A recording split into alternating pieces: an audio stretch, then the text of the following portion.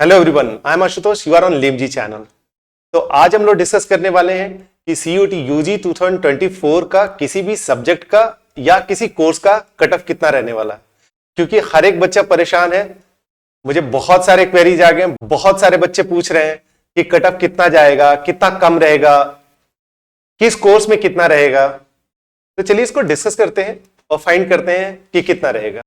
आज का हमारा जो डिस्कशन है वो मेनली 4 पार्ट में डिवाइड है। पहला, जनरल पॉइंट्स कि इस साल सीयूटी यूजी 2024 क्यों डिफिकल्ट था, 2022 और 23 के रेस्पेक्ट में क्या ऐसा हुआ। Second, subject wise difficulty level and marks. तो गाइज इसमें हम लोग डिस्कस करेंगे कि कौन सा सब्जेक्ट कितना डिफिकल्ट था और इसमें कटअप कैसे रह सकता है। थर्ड, एडवांटेज ऑफ 29th में, जिनका एग्जाम 29th में का था उनको क्या एडवांटेज मिल सकता है, एनटीए इस पे क्या कर सकता है।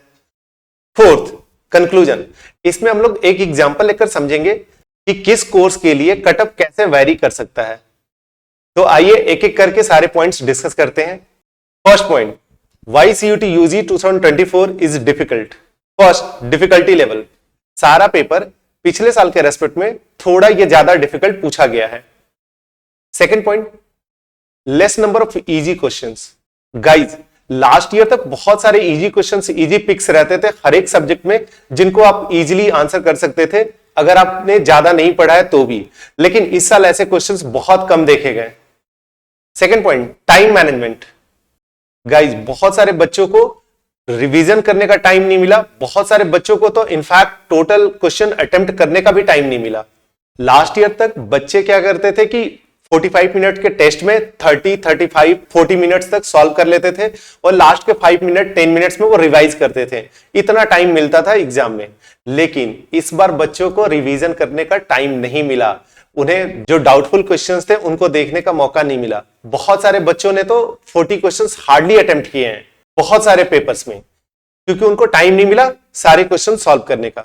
बहुत बच्चों को ऐसा लगता है, बहुत बच्चों का फीडबैक है कि उन्हें लेस टाइम दिया गया है, यानी कि 45 मिनट्स का टेस्ट था तो उन्हें 40 मिनट्स 35 मिनट्स ऐसे मिला है, क्योंकि उनके सेंटर पे मिसमैनेजमेंट होने के कारण उन्हें कम टाइम मिला।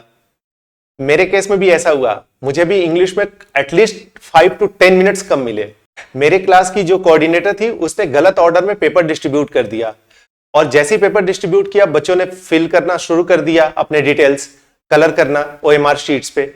लेकिन उसने कुछ मिनट्स के बाद रियलाइज किया कि उन्होंने गलत डिस्ट्रीब्यूट किया है। उन्होंने पेपर बच्चों से वापस मांग ली और उसको फिर से डिस्ट्रीब्यूट किया, और इस बार डिस्ट्रीब्यूशन सही ढंग से किया तो जिसका कलर था उस बच्चे को दूसरा पेपर मिला, और जिस बच्चे को पेपर अभी नहीं मिला था, यानी कि मुझे पेपर मिला ही नहीं था, फिर मुझे जो पेपर मिला उसमें ऑलरेडी लिखा हुआ था।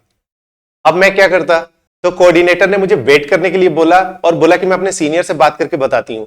उसने काफी देर बाद सीनियर से बात करके बताया कि आप उसे स्ट्राइक आउट कर दो और फिर से सर्कल को डार्क कर दो। मैंने ये कर तो दिया है, देखिए मेरा रिजल्ट आता है कि नहीं आता है, और इस तरह से मुझे कम टाइम मिला।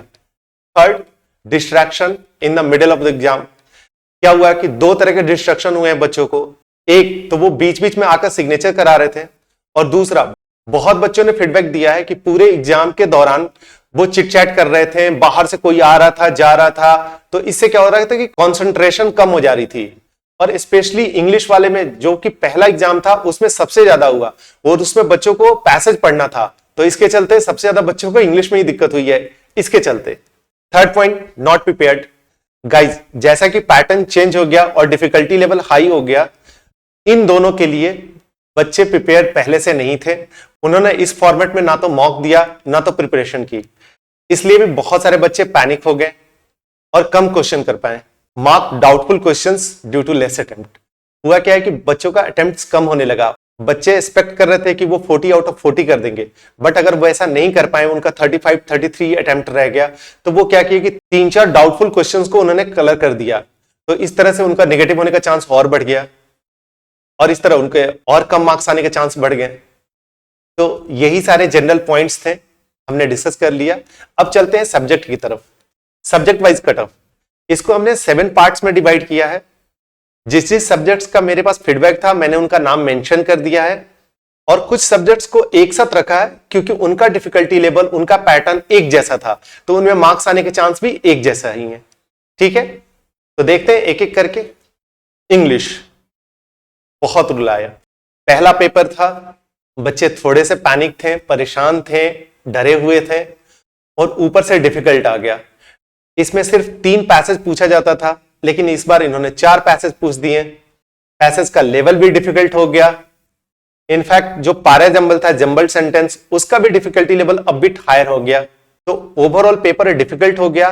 बहुत सारे बच्चे तो 40 अटेम्प्ट्स कर ही नहीं पाए हैं और बहुत सारे बच्चों ने अटेम्प्ट किया भी है 40, तो वो रिवाइज नहीं कर पाए हैं, वो श्योर नहीं है कि उनके सारे सही होंगे। लास्ट ईयर तक बच्चों के पास टाइम रहता था, तो वो क्या करते थे कि डाउटफुल वाले क्वेश्चंस को हटाकर दूसरा क्वेश्चन सॉल्व कर लेते थे, लेकिन इस बार ऐसा नहीं हुआ है। तो यही है बच्चों का फीडबैक। तो इससे फर्क क्या पड़ेगा, एक बार देखते हैं टेबल को। 2022 में 8236 बच्चों ने 100% मार्क्स लाया था। गाइज यहां पे मैं फुल मार्क्स की बात कर रहा हूं। 100 परसेंटाइल मैंने जो मेंशन किया है आगे के सारे टेबल्स में, वो इसलिए मेंशन किया है कि ताकि आप समझ सकें। 100 परसेंटाइल किसी का 150 मार्क्स पे भी आ सकता है, but last year 100 percentile means 200 marks था, सबने 200 मार्क्स ला दिया था, इसलिए मैंने 100 परसेंटाइल आपके बेटर अंडरस्टैंडिंग के लिए ऐड किया है। ठीक है, तो 200 जो फुल मार्क्स था वो बच्चों को 2022 में 8236 को आया था, 2023 में 5685 को आया था। तो ये 100% मार्क्स लाने वाले बच्चे रिड्यूस हो गए थे। लास्ट ईयर 2022 से 23 में क्या हुआ, मैंने 22 भी दिया एग्जाम और 23 भी दिया था। 2023 में 22 के रेस्पेक्ट में जो पैसेज था वो डिफिकल्ट हो गया। वो कैब में भी इन्होंने 2-3 फॉरेन वर्ड्स पूछ दिए, उससे क्या हुआ कि डिफिकल्टी लेवल थोड़ा हायर हो गया। तो इसके चलते 100 परसेंटाइल लाने वाले लोग कम हो गए। तो मेरा मानना है कि इस साल इंग्लिश में 100 परसेंटाइल लाने वाले स्टूडेंट्स होंगे 500 to 800, और इंग्लिश में 2023 के कंपैरिजन में 15 to 20 मार्क्स कम आएंगे, यानी कि 3 to 4 क्वेश्चंस।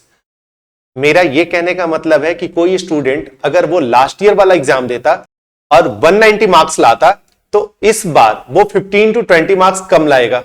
क्लियर है ना, समझ में आया? बढ़े आगे। General test, less number of quant and reasoning questions. Guys last year तक क्या सीन था कि एक टिपिकल स्लॉट में क्वांट और रीजनिंग मिलाकर 40 to 45 क्वेश्चंस पूछा जाता था, लेकिन इस बार ऐसा नहीं था। 35 क्वेश्चंस पूछा इन्होंने क्वांट और रीजनिंग मिलाकर, क्वांट में 17 और रीजनिंग में 18 क्वेश्चंस, तो टोटल 35 क्वेश्चंस। उससे क्या घाटा हुआ बच्चों का? जनरली एक अच्छा बच्चा, एवरेज से अच्छा बच्चा, क्वांट एंड रीजनिंग के ऑलमोस्ट सारे क्वेश्चंस सॉल्व कर पाता था, तो उसके पास 35 to 40 क्वेश्चंस करने का स्कोप रहता था क्वांट और रीजनिंग ही मिलाकर। लेकिन इस बार ऐसा नहीं था। इनफैक्ट क्वांट और रीजनिंग मिलाकर 35 क्वेश्चंस जो इन्होंने पूछा, उसमें से 2 रीजनिंग के क्वेश्चंस नॉन वर्बल वाले, नॉन वर्बल मींस फिगर वाले क्वेश्चंस, वो डिफिकल्ट पूछे गए हैं। बहुत बच्चे उसको सॉल्व नहीं कर पाए हैं एग्जामिनेशन हॉल में, यानी कि क्वांट और रीजनिंग को मिलाकर आपके पास सिर्फ 33 क्वेश्चन था सॉल्व करने के लिए। 2 क्वेश्चंस इसमें से भी चले गए। सेकेंड पॉइंट, 12 to 13 क्वेश्चंस पूछे इन्होंने करंट अफेयर से। इससे क्या प्रॉब्लम हुआ, सिलेबस में तो इन्होंने मेंशन कर रखा है करंट अफेयर्स, लेकिन last year and last to last year दोनों साल इन्होंने जो करंट अफेयर्स पूछे वो काफी ओल्ड पूछा। लाइक 2023 में इन्होंने 2020 के 2021 के करंट अफेयर्स को पूछा, ओलंपिक गेम्स ऐसे पूछा। लेकिन इस बार इन्होंने 3 months 6 months old current affairs पूछा, जो कि बहुत सारे बच्चे प्रिपेयर करके नहीं गए थे। Third, less number of static GK questions on favourite topics. Guys बहुत सारे टॉपिक्स बच्चे प्रिपेयर करके गए थे, जैसे कि dance form, first in India, types of city, इन सब पे इन्होंने क्वेश्चन पूछे ही नहीं। नेशनल पार्क एंड सैंक्चुरी, उस पे उन्होंने एक क्वेश्चन पूछा, जिसपे बहुत सारे क्वेश्चन पूछते थे, वो भी डिफिकल्ट पूछा। बहुत सारे बच्चे नेशनल पार्क वाले क्वेश्चन का भी आंसर नहीं कर पाए। No question from history, last year तक बहुत सारे क्वेश्चन मॉडर्न हिस्ट्री से पूछते थे, बच्चों का फेवरेट टॉपिक है, बच्चे उसको प्रिपेयर करके गए थे, लेकिन उससे एक भी क्वेश्चन नहीं पूछा, उनके पास वो भी स्कोप नहीं था। इन सब के चलते बच्चों का क्या हुआ कि अटेम्प्ट बहुत कम हुआ। सपोज 50 अटेम्प्ट करना है तो बच्चों का अटेम्प्ट हुआ 35, 36। तो उन्होंने क्या किया कि वो पैनिक होना स्टार्ट कर दिया और उन्होंने बहुत सारे डाउटफुल क्वेश्चंस का आंसर करना शुरू कर दिया। तो इस तरह ओवरऑल उनको इससे भी लॉस होगा, क्योंकि उनका मार्क्स कम आएगा। तो यही था जनरल टेस्ट का रिव्यू। सो गाइज 2022 में टोटल 56 स्टूडेंट ने फुल मार्क्स लाया था। यहां पे ध्यान रखिएगा 2022 में फुल मार्क्स 250 नहीं था, 300 था। 75 क्वेश्चंस में से 60 आपको अटेम्प्ट करने थे। वो पैटर्न चेंज हो गया, इसलिए मैंने मेंशन 250 किया है। लेकिन 2023 में 36 बच्चों ने फुल मार्क्स लाया। थोड़ा डिफिकल्टी चेंज हुआ तो नंबर ऑफ बच्चे कम हो गए, इस बार तो बहुत चेंज हो गया है। तो मेरा मानना है कि 5-10 स्टूडेंट्स फुल मार्क्स ले आएंगे, बाकी बच्चों में बहुत सारे बच्चों का 2023 के रेस्पेक्ट में 30 to 40 मार्क्स कम आने के चांस है, यानी कि 6 to 8 क्वेश्चंस कम किया होगा उन्होंने। तो मेरा रिव्यू जनरल टेस्ट पे यही था। बढ़ते हैं आगे। हिंदी में इन्होंने एक गद्यांश एक पदांश पूछा था। गद्यांश तो ठीक था, लेकिन पदांश डिफिकल्ट था, बहुत सारे बच्चे नहीं कर पाए होंगे। दूसरा, व्याकरण के प्रश्नों में भी अलंकार वाले प्रश्न और रस और छंद वाले प्रश्न डिफिकल्ट पूछे गए हैं, वो बच्चे अटेम्प्ट नहीं कर पाए होंगे। तो हिंदी में भी इंग्लिश जैसा डिफिकल्टी लेवल बढ़ गया है। ओवरऑल पूरा पेपर कठिन लगा है बच्चों को। हिंदी में 2022 में 875 स्टूडेंट्स ने पूर्णांक लाया था, यानी कि 200 मार्क्स। 2023 में 102 ही ला पाए थे, 100% मार्क्स। लेकिन इस साल इंग्लिश में जितना ड्रास्टिक चेंज हुआ उतना हिंदी में नहीं हुआ है, इसलिए हिंदी में मेरा मानना है कि 80 to 100 स्टूडेंट्स 100% मार्क्स ले आएंगे, फुल मार्क्स ले आएंगे। तो इसमें एक जनरल बच्चा जो कि फुल मार्क्स नहीं ला पाएगा, उसका पिछले साल वाले पेपर के रेस्पेक्ट में 10 से 20 मार्क्स कम आएगा, यानी कि उसका 2 से 4 क्वेश्चंस पिछले साल के तुलना में कम बना होगा। तो यही था हिंदी का रिव्यू। बढ़ते हैं आगे। मैथ्स गाइज पिछले साल के रेस्पेक्ट में लेंथी भी था और डिफिकल्ट भी था। स्पेशली इंटीग्रेशन और प्रोबेबिलिटी वाले क्वेश्चंस तो डिफिकल्ट थे, बहुत सारे बच्चे नहीं सॉल्व कर पाए हैं। बहुत सारे बच्चे 40 के 40 अटेम्प्ट्स नहीं कर पाए हैं, और जो अटेम्प्ट कर भी पाए हैं उनके पास रिवीजन के लिए टाइम नहीं था। तो मैथमेटिक्स भी पिछले साल के रेस्पेक्ट में फॉर श्योर डिफिकल्ट था। फुल मार्क्स लाने वाली की बात करें तो 2022 में 82 स्टूडेंट्स ने लाया था 200, 2023 में बढ़ गए थे 251 स्टूडेंट्स ने लाया था। तो 2024 में क्या होगा? 2024 में मेरा मानना है कि 50 to 90 स्टूडेंट्स फुल मार्क्स ले आएंगे। 2023 के कंपैरिजन में एक एवरेज बच्चा 20 से 30 मार्क्स कम लाएगा, यानी 4 to 6 क्वेश्चंस उसने कम बनाए होंगे। Economics, accountancy, history, psychology, geography, guys ये सारे पेपर पिछले साल के रेस्पेक्ट में थोड़ा डिफिकल्ट आया है। कोई पेपर इसलिए डिफिकल्ट है क्योंकि उसमें डिलीटेड पार्ट पूछा गया है, किसी किसी सब्जेक्ट में 11th से क्वेश्चन पूछा है इन्होंने। सो ये सारे सब्जेक्ट भी डिफिकल्ट हो गया है पिछले साल के रेस्पेक्ट में, लेकिन मैनेजेबल था क्योंकि बच्चों के पास स्कोप है 10 क्वेश्चन छोड़ने का। तो उन 10 क्वेश्चंस में वो डिलीटेड वाला 11th वाला छोड़ सकते थे, अगर उन्होंने 12th वाले का प्रिपरेशन बहुत अच्छे से किया हो तब। Sociology, teaching aptitude and other, guys ये सारे सब्जेक्ट पिछले साल के रेस्पेक्ट में थोड़ा ज्यादा डिफिकल्ट पूछे गए हैं। मैथ्स भी इसमें है, लेकिन मैथ्स को हमने सेपरेटली डिस्कस कर लिया है, इसलिए यहां पे नहीं डिस्कस कर रहा हूं। इनमें क्वेश्चन का पैटर्न चेंज हुआ है, ऑप्शंस क्लोज पूछे गए हैं, इसलिए पेपर पिछले साल के तुलना में ओवरऑल डिफिकल्ट था। इसलिए इन पेपर्स में फुल मार्क्स लाना डिफिकल्ट है, और इनमें बच्चों के मार्क्स पिछले साल के रेस्पेक्ट में कम आएगा, थोड़ा ज्यादा कम आएगा। Business studies and political science, ये दोनों सब्जेक्ट पिछले साल जैसा ही था। बच्चों ने आराम से पेपर पूरा सॉल्व कर लिया, उनके पास सफिशिएंट टाइम था, रिवाइज भी कर लिया। सो इन सब में फुल मार्क्स लाने वाले स्टूडेंट्स बढ़ेंगे, घटेंगे नहीं। एडवांटेज ऑफ 29th में जिन बच्चों का एग्जाम कैंसिल हुआ और दोबारा 29th मई को हुआ, उनको बेनिफिट मिला। एक तो उन्हें पेपर का पैटर्न पता चल गया, डिफिकल्टी लेवल पता चल गया, और उनके पास 10 से 15 दिन टाइम भी मिल गया कि ताकि वो उस तरह का प्रैक्टिस कर पाए, जैसे इंग्लिश में 4 पैसेज का प्रैक्टिस कर पाए, जनरल टेस्ट में वो करंट अफेयर्स रिवाइज कर पाए होंगे। उनको अच्छा खासा टाइम मिल गया इस पैटर्न पे प्रिपरेशन करने की। तो डेफिनेटली उनको बाकी के रेस्पेक्ट में थोड़ा तो एडवांटेज मिला है। तो अब देखेंगे कि एनटीए कैसे उसको नॉर्मलाइज करती है। Conclusion, how will it affect the cut off A course. तो चलिए कंक्लूजन में देखते हैं कि इन सब चेंजेस का कट ऑफ पे क्या असर पड़ने वाला है। तो इसको हम लोग एक एग्जांपल से समझते हैं। मैंने यहाँ पे एग्जांपल लिया है, सपोज किसी बच्चे को बीए ऑनर्स करना होगा इकोनॉमिक्स में दिल्ली यूनिवर्सिटी से। उसके लिए क्या क्या रिक्वायरमेंट है, कौन कौन से टेस्ट देना पड़ता है। पहला, लैंग्वेज टेस्ट देना रहता है, कोई सा भी लैंग्वेज दे सकता है, वो हिंदी, इंग्लिश, पंजाबी, कोई भी। दूसरा, मैथमेटिक्स या अप्लाइड मैथमेटिक्स में से एक। तीसरा, एनी 2 फ्रॉम सेक्शन 2। तो आइए देखते हैं कि एक बच्चे के कटअप पे इसका कैसे असर पड़ेगा। गाइज मैंने इस टेबल में दिखाया है 2023 के 100 परसेंटाइलर्स, और भी बहुत सारे पेपर में 100 परसेंटाइलर थे, लेकिन वो कम थे। 250 से कम थे, तो इसलिए मैंने उनको नहीं दिखाया। बाकी सबका दिखाने का क्या पर्पस है, तो इस टेबल का यहां पे क्या फायदा है, चलिए देखते हैं, समझते हैं। पहला, एनी वन फ्रॉम सेक्शन 1।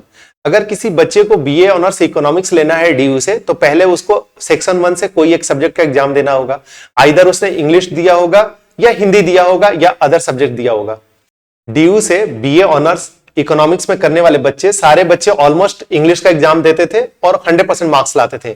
लेकिन इस बार 100% मार्क्स लाने वाले बच्चे कम होंगे, और जिन्होंने दूसरे लैंग्वेज को शो किया उसमें तो डेफिनेटली कम मार्क्स लाए होंगे। इस तरह से यहां पे मार्क्स कम होगा। दूसरा, ये तो कंपलसरी था मैथमेटिक्स और अप्लाइड मैथमेटिक्स सबके लिए, तो इसमें भी बच्चों ने कम मार्क्स लाए हैं पिछले साल के तुलना में, तो यहां पे भी मार्क्स घटेगा।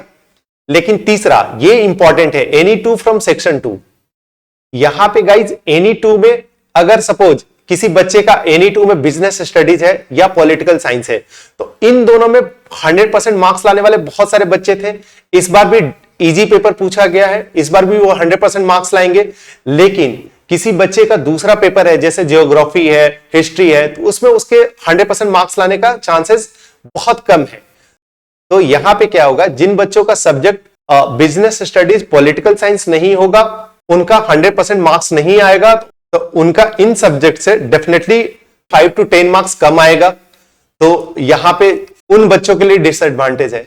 इस तरह से इससे भी फर्क पड़ेगा कि बच्चों का जो दूसरा 2 सब्जेक्ट्स है वो कौन कौन से हैं। क्लियर है? आई होप कि मैंने एग्जांपल लेके समझा दिया कि मार्क्स कैसे कैसे चेंज हो सकता है। तो आप जिस भी यूनिवर्सिटी के लिए, जिस भी कोर्स के लिए अप्लाई कर रहे हैं, मार्क्स अकॉर्डिंगली आप कैलकुलेट कर लेंगे। तो गाइज, मेरे पास जो क्वेरीज आया था बच्चों का, मैंने वो समझाने की कोशिश की। आई होप कि आप में से बहुत सारों का डाउट्स आंसर हो गया होगा। Thank you guys.